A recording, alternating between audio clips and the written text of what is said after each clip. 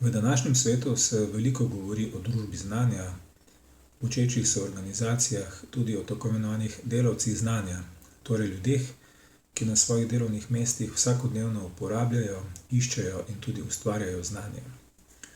Gre torej za individualne, skupinske in družbene entitete, ki ustvarjajo zalogo znanja, vzpostavljajo možnosti za dostop do tega znanja, izmenjujejo in prenašajo znanje ter ga uporabljajo, hkrati pa koristijo učinke tako imenovane kapitalizacije znanja.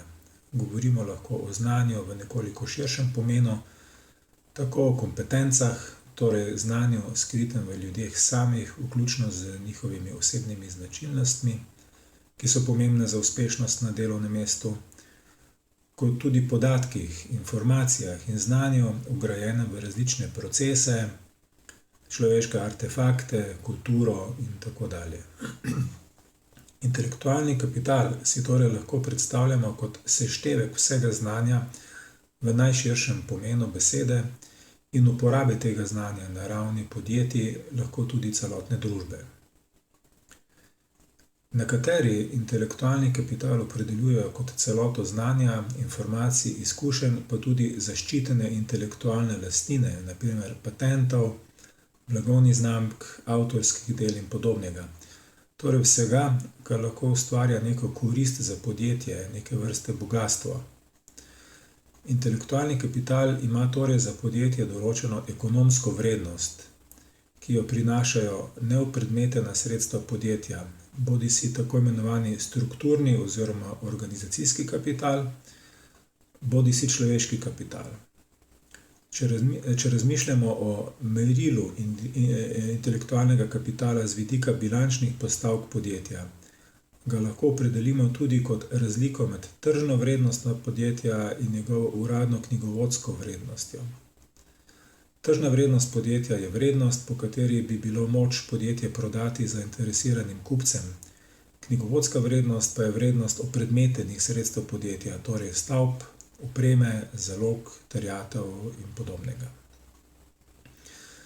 Najpogosteje navajena taksonomija sestavin intelektualnega kapitala, uporabljena v švedski zavarovalnici Skandia, pri opredelitvi intelektualnega kapitala izhaja iz tržne vrednosti podjetja, ki jo deli na finančni kapital, torej opredmetena sredstva, ter neopredmetena sredstva oziroma intelektualni kapital.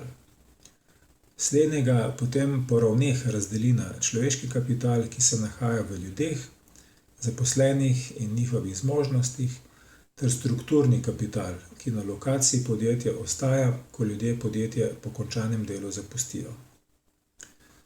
Strukturni kapital nadalje deli na odjemalski, torej znanje in vire znanja, ki so vgrajeni v odnose s strankami, ter organizacijski kapital, pri katerem gre za znanje in njegovo uporabo integrirano v organizacijsko strukturo, organizacijske in poslovne procese, informacijske, menedžerske in kadrovske sisteme, podatkovne baze in podatkovna skladišča, storitve in proizvode in tako dalje. Na naslednji ravni organizacijski kapital deli na procesni kapital, torej znanje in njegovo uporabo v aktualnih procesih, ki potekajo v podjetju, ter inovacijski kapital, ki se nanaša na znanje in njegovo uporabo, usmerjeno v raziskave in razvoj, ustvarjalnost in inovativnost, varovanje in zaščito znanja, nove modele izdelkov, storitev ali procesov in podobno. Najnižja raven taksonomije inovacijski kapital pa sestavlja zaščitena intelektualna lastnina, torej patenti, modeli, znamke, licence, avtorske pravice in podobno, ter nesnovni inovacijski kapital, ki se nanaša na znanje in vire znanja, povezane z ustvarjalnostjo, invencijami ter inovacijami, ki jih ni moč pravno zaščititi, pomenijo pa pomemben prispevek k inovativnosti podjetja. V tem primeru gre na primer za različne dokumente in načrte novih izdelkov, organiziranost in vrednote, ki omogočajo inovativnost, tehnološko znanje in podobno.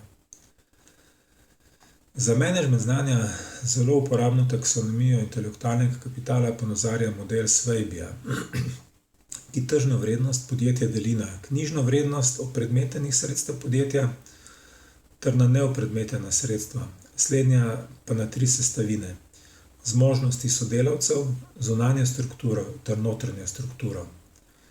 Kot že imena zadnjih 3 konceptov povedo, gre za znanje in vire znanja v ljudeh, znotraj organizacijskih meja podjetja oziroma za znanje in vire znanja izven meja podjetja, skrite v odnosih podjetja z zunanjimi deležniki.